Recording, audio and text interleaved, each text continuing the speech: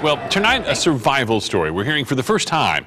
A 17-year-old had to be cut out of a Honda by rescue crews after a delivery truck crushed the entire driver's side.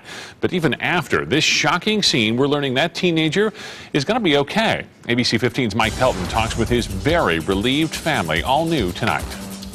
It's probably one of the most frightening things you can go through, having a phone call like that. A terrifying car crash leads to a phone call Michael Broom will never forget. He was actually driving from basketball practice. Michael says he left work this afternoon when he got word his 17-year-old brother Kamari had been in a head-on collision. Family and friends rushed to the hospital. I was just scared and worried a little bit that he was okay. Video from Air 15 shows the smashed Honda Accord, along with Kamari pinned underneath a large truck officials say had crossed over the center line. It ended up colliding, and Kamari's car was pushed into a ditch. He was kind of pushed down, had to get pried out of the car. Crews were able to rescue a conscious Kamari, who seems to give a thumbs up.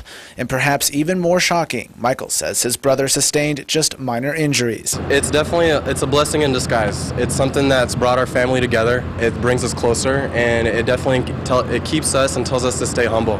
Michael tells me Kamari loved to play basketball and just graduated high school with his whole life ahead of him. And now Michael says he's just lucky to be alive. In Phoenix, Mike Pelton, ABC 15 News.